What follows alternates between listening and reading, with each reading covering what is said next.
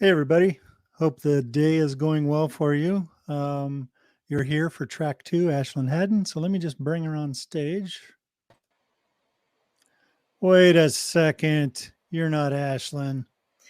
No, I'm not Ashlyn. Sorry. Due to unforeseen circumstances, unfortunately, Ashlyn couldn't join us today. So Jeff and I are here, and I hope you guys don't mind, but we brought a few friends with us too. Yeah, we're kind of taking over. So let's just bring everybody on here. Hey. Hello, everybody. Hey, everybody. Hey, Hello. everyone. It's the whole gang.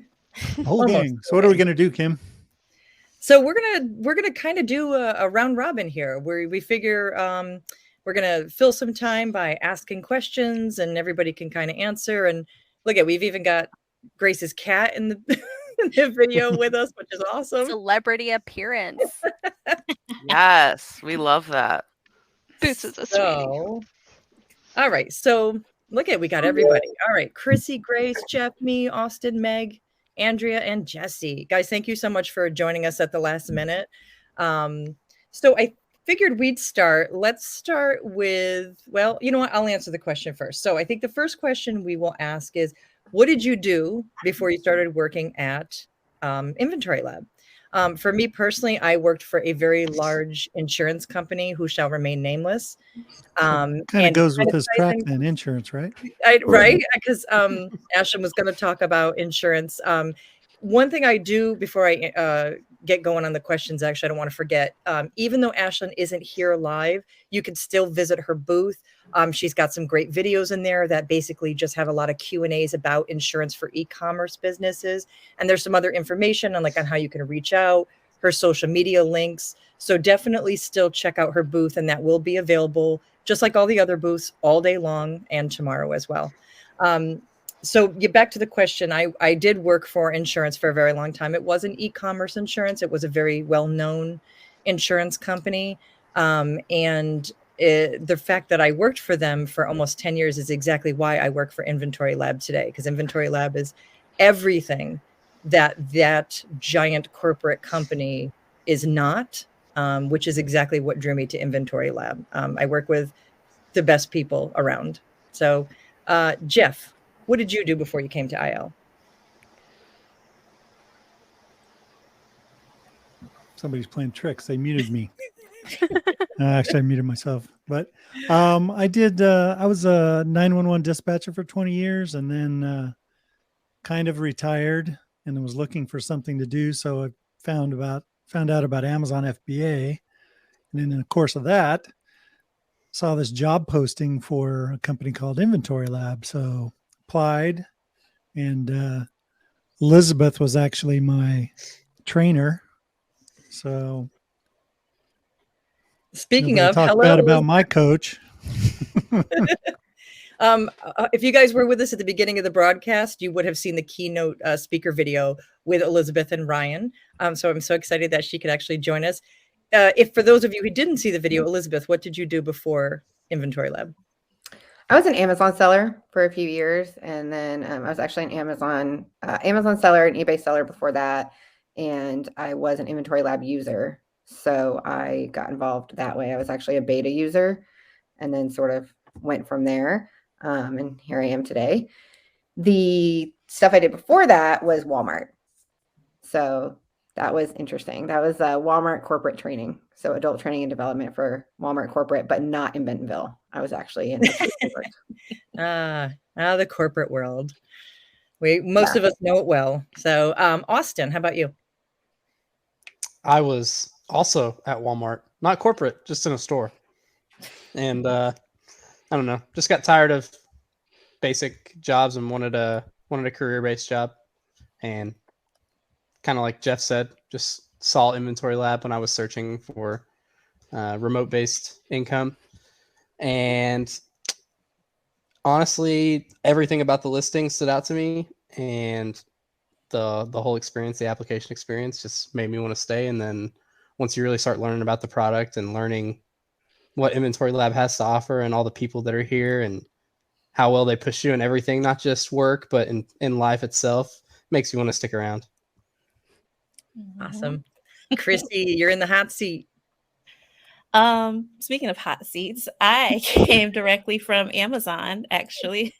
They stole me. I saw a posting that sounded like exactly what I was doing, but probably a really great company culture and supporting the way that I wanted to. So I believe I tried to apply, but then they y'all closed the application and I was a little too late. So I emailed and I basically was like, please, please, please. So I got through and I made it through. So that was exciting. But Yay. I still remember when you came to New York to train. yeah. That was roundabouts. Oh no.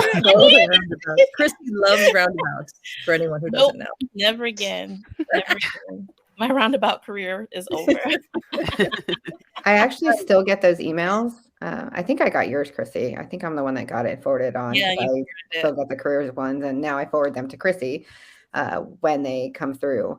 Mm-hmm. But I get them, and I always send anybody's that comes through because we got Chrissy, late in the game. So I figure, it's always worth taking a look to see who's a little bit late or who just kind of comes to us out of the blue. So I always make sure to look at those and forward them along. Absolutely. Jesse, what did you do before IL? Oh, man. I did a lot of work for advertising firms and kind of found my way into digital work. And before IL, I was working for a software company here in Virginia called Modia. And I actually wasn't even doing design. It was an interesting year of my life. I was doing project management, and it made me really focus on what I didn't like about my career at that point. I was trying to take on freelance work to pick up some design stuff because that's where my passion is. And I got laid off from that company and started doing freelance full time. And about 6 months later, I saw a job posting on CodePen, which is a front-end designer's playground where you can write code and see what other designers are doing and that kind of thing. And they posted a job there. And it was kind of the same experience as what Chrissy had. It spoke to me in a whole lot of ways, but particularly because the company is the kind of company it is. They really care about our users. They care about us as employees. And I mean, in my entire life, never had a job that fit me this well as far as the work goes, but the culture is why I'm still here. The work is great, but I love the people I work with. I love the users that we're working for. It's awesome. And a couple of our users right here beat me to it, Grace, but I got a bingo from the cats in the back there. It's the first ones I've seen today. So. Get your bingo sheets out. Yeah, don't forget. Yeah, get your bingo sheets out, print them out, or pull them up. We all owe Boots some head scritches and belly Yes, rubs. we do. I just wanted to note that I think I hired directly 3 of the people on this call. Mm-hmm. Everybody else, there was sort of somebody else that was in charge of it. And all 3, that would be Jeff, Kim, and Jesse, Ryan included. I know Ryan said the minute he had Jesse, the minute he saw Jesse's designs, he was like, this is our guy. This is who we're getting. And we both knew immediately on the other 2 as well. So it always just usually kind of feels right when we hire. And we've done pretty well at it. We've had a few things that haven't worked out or people who've moved on to other things. But for the number of people that we've had over the years, it's really awesome that we get to promote within so much and that everybody stays for as long as they do. Absolutely. Yeah, I think this company, and again, we're small, but overall, I mean, it's all relative, and I think the amount of turnover we have is about as low as I've ever seen with a company, anyone I've ever been with. So, and that's definitely indicative, I think, of the culture and the work. So, Meg, what were you doing before you came here?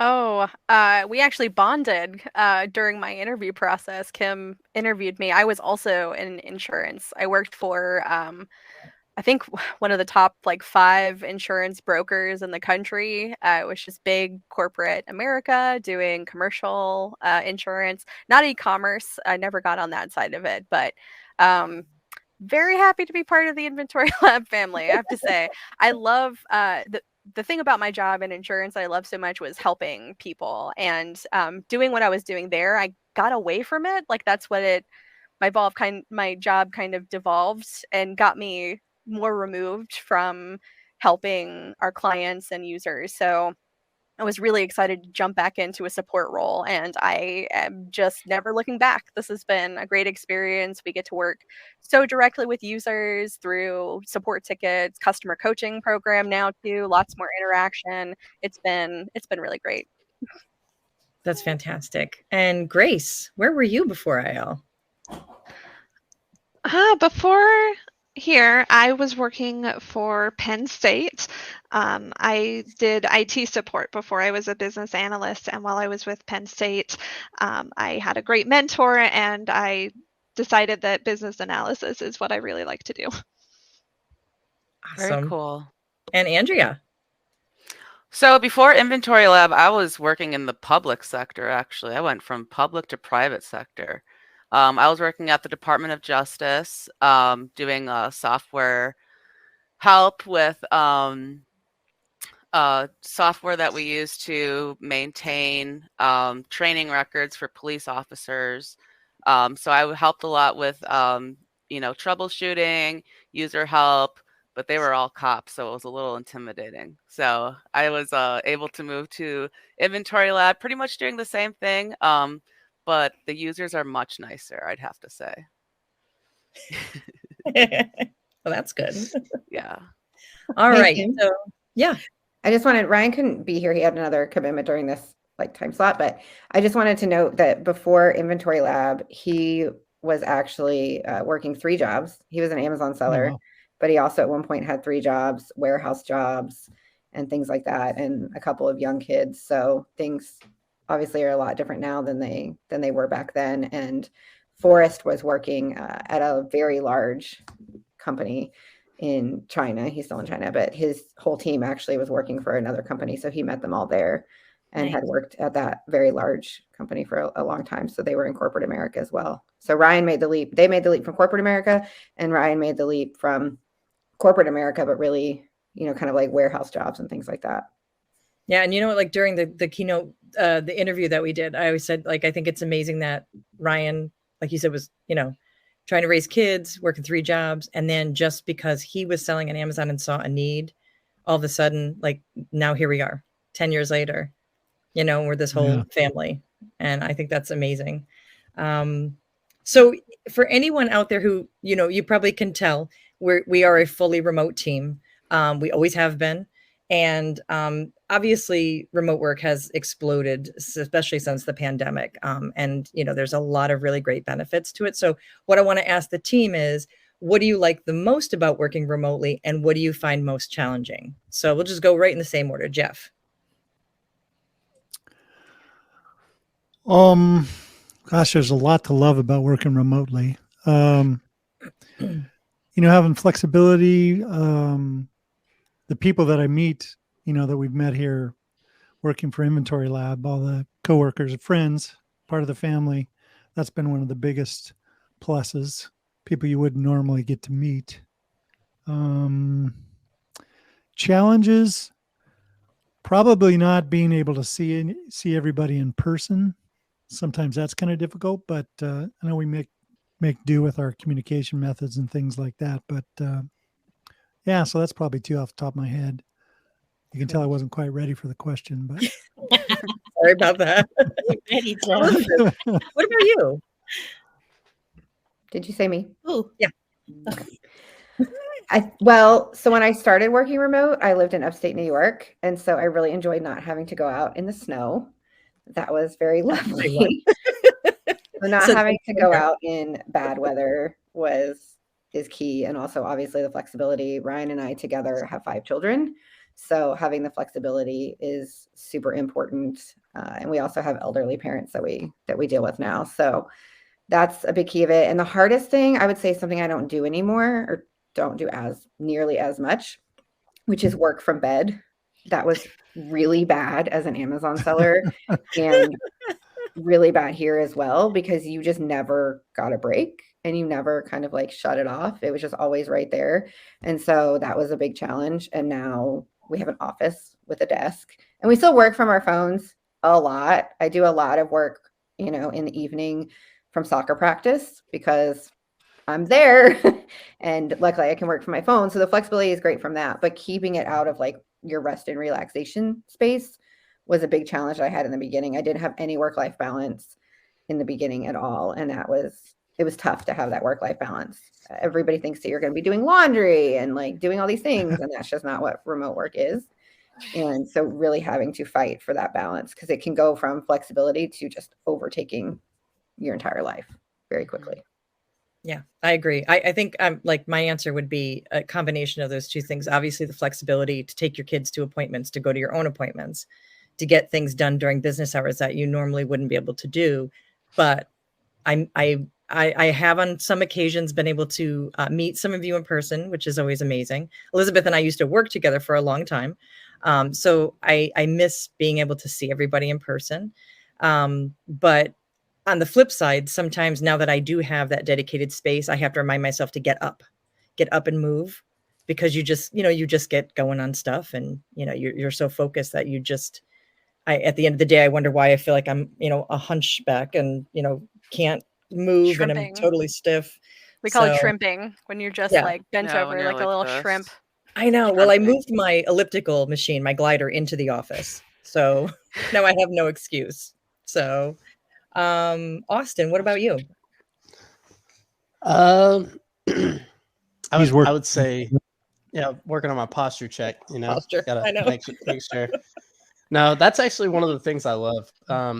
Is that even though we're remote, I love how we're still closely connected. I guess I still have the flexibility to get everything done at home that I need to get done, especially like if I go on lunch, I can eat something and then possibly, do something around the house real quick, or do something just small that I need to get done. And it just, I don't know. It's kind of a tough question. Wasn't like Jeff, not really prepared for it, but I mean, there's just so much to like, I guess, and there's not really anything to dislike.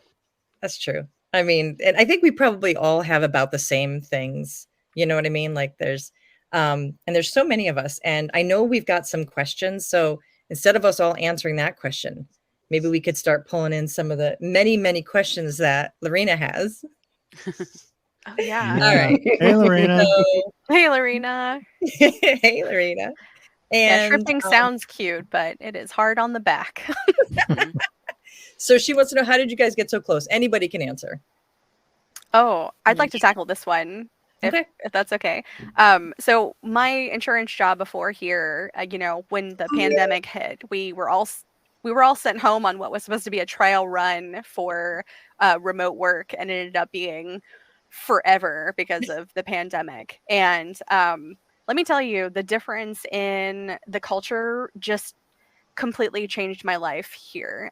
Working there felt so isolated, kind of like you were just floating out in space. We didn't really have the support, but coming to a place like InventoryLab, everybody is engaged the whole day. We have our work chat going on where we talk about work things, social things. Everyone's really supportive. We meet at least once a week, sometimes more, to get some FaceTime in and just check in with everyone. So that's really made a huge difference. And working with people who you really feel like they care about you, not just as coworkers, but as just as people.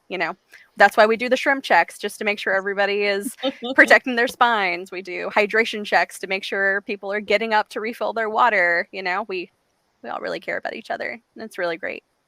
I'll piggyback off that and say that, working from home and for this company in particular, and with these set of customers and users, like my mental health has not been this well since this is the best it's ever been, like working for this company. And like, just that's helping, getting close to all my coworkers has been, amazing. We all come from different walks of life, different political views, everything, but we all are really close and we're really good friends. And it's just amazing, the cohesiveness of our team. It's really amazing. And I love it every day. That's such a great point. Honestly, I think, like you said, because we do all come from all different backgrounds, experiences, walks of life, ideals. And I think the big thing for us is just respecting that. It's not a question of like, well, if you don't think exactly the same way I do, then, then we have nothing to talk about. It's not Yeah. like that at all. It's, No. you know, there really is a deep mutual respect, I think, for everybody. And I think, you know, like Lorena was asking, you know, how do you guys get so close? And then she asks, you know, how do you stay so closely connected? Well, I mean, aside from like all the tools that we use, you know, to do that as a remote team, I think it's because we really want to.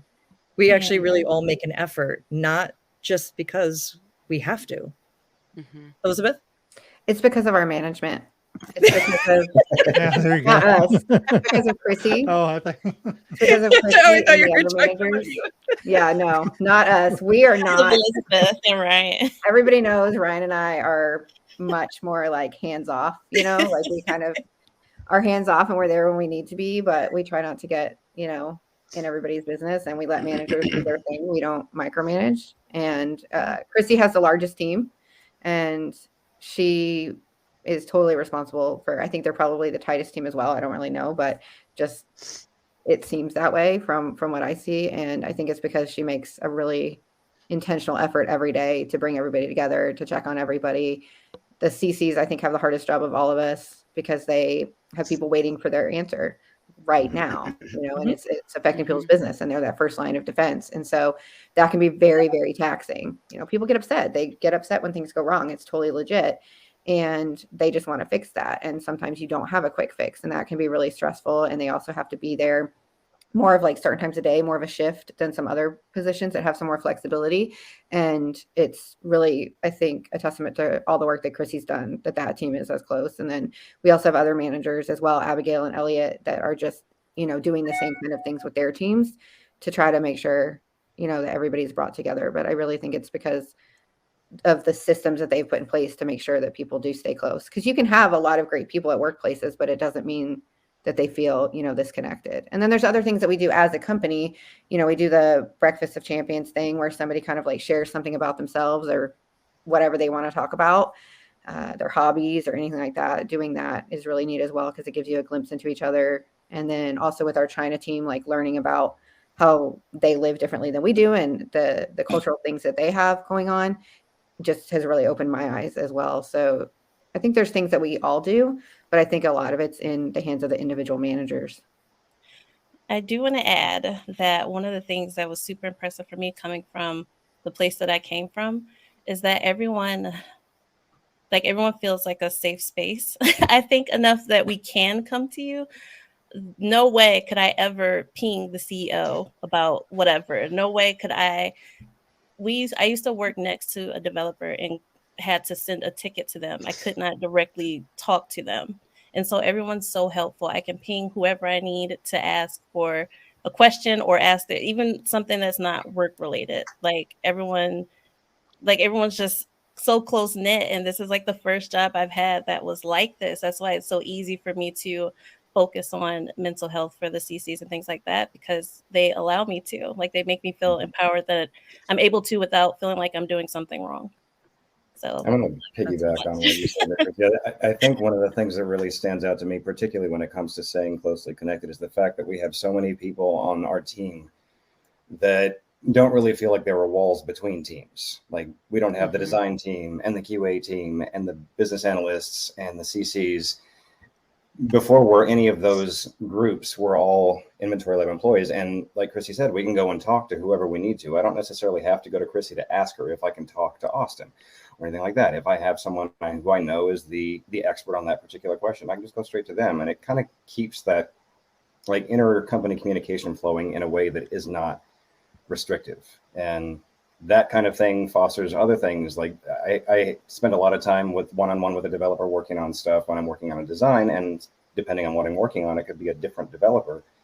And that developer and I kind of develop a rapport over time, and we build friendships that way. So we start professionally, and then it becomes social, and then it becomes fun, and then work is no longer work. It's just, this is what I get to do, right?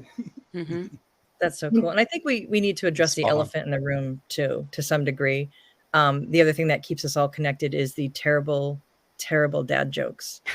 Oh, I thought you were going to say pancakes. Well, go either way. Too, yes. That's how Chrissy keeps her group so tightly knit, because they've all agreed pancakes are better. Have they? Oh just try no, it. no, we have not. toast. We have not.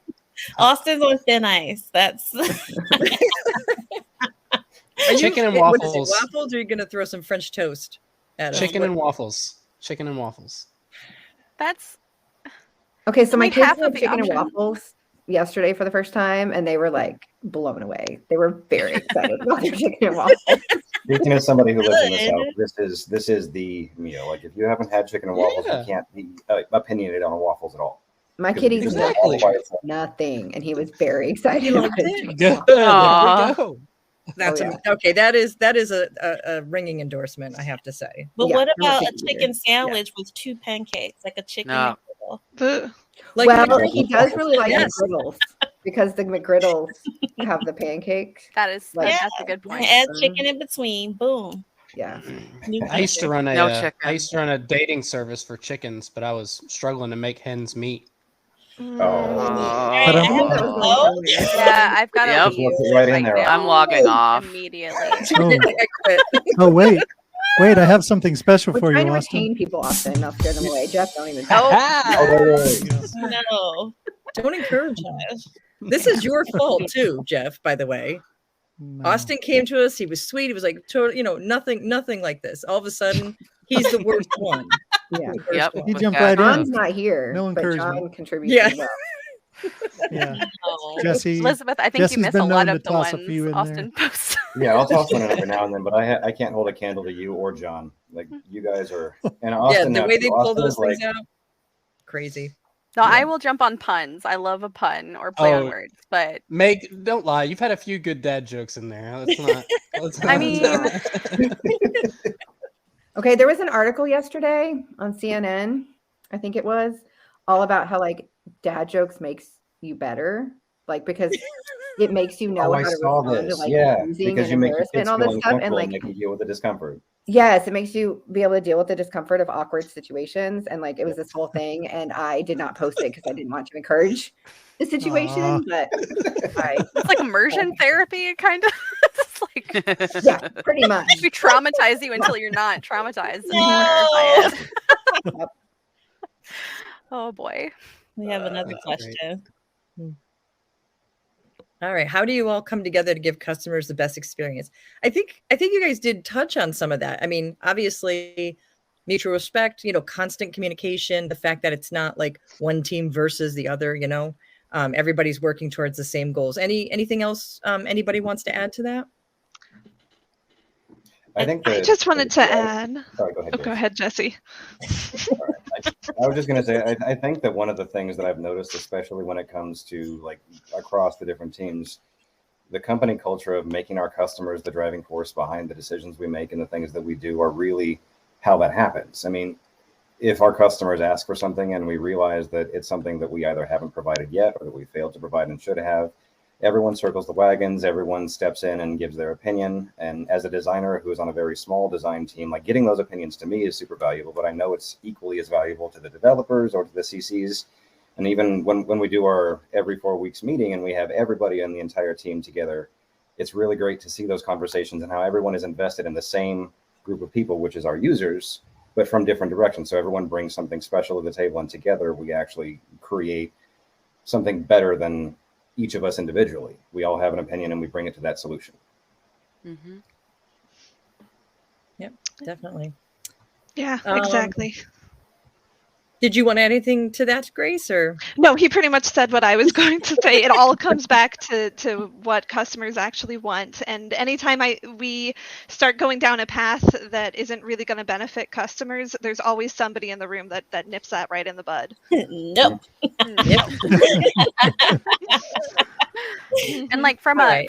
a customer champion standpoint too, like there are no small or silly support questions. Like we spend equal amount of time, like some issues require a bit more like actual time, but all questions and concerns are important to us. We go to bat for our users. We care so much about your experience using the product, and we're even just here for like questions. You got weird question, can't find the answer, ask us anything. That's what we're here for, just to make sure you have the best user experience that you can, and that people in the back end are really really dedicated to making sure you have the best experience. I'm so glad you brought that up, because I know for everyone watching out there, we're all customers on some level. At some point, we are all customers. And when something isn't going our way, or we need help, or we, and it's especially if it's an emergency, we want to know that the people behind the scenes actually care, are actually working hard. And I'm telling you, this team works as hard as any I've ever seen. I think we are so incredibly lucky to have all of you. And I think we're incredibly lucky to have the kind of users that we have. And just everybody's participation today, all the support is so much appreciated. I can't say enough good things about all of our people. I really can't. Yeah, Yeah, I do for have sure. one more question for y'all. French No. toast. No, the What? pancake waffles. French No. toast.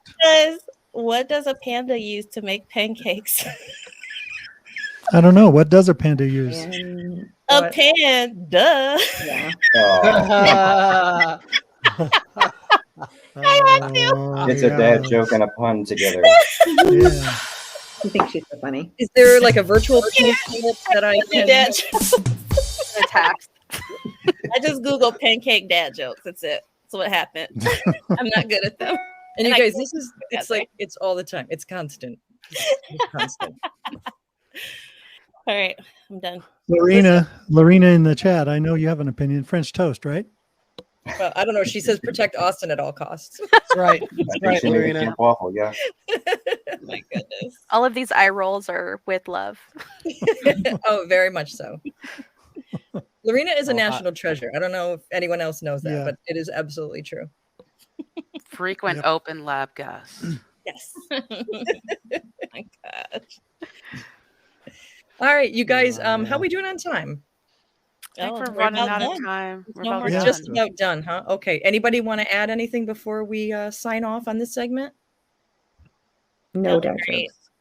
jokes. Y'all are great. Y'all are Yes, great. thank you guys. And Everybody. big Thank thanks you. to our Yeah. users too. This is all for you guys. So thank you Yep. for attending, allowing us to create this space and share our great product and our great team members and experiences. This is all for you guys. So thanks. Definitely. Yep. And don't forget, Yeah. keep We checking wouldn't out the be here booths. without you. We definitely wouldn't be here without them. All right, everybody. We'll see you in a little All right, bit. See you guys. Bye. Bye. Nobody- Good.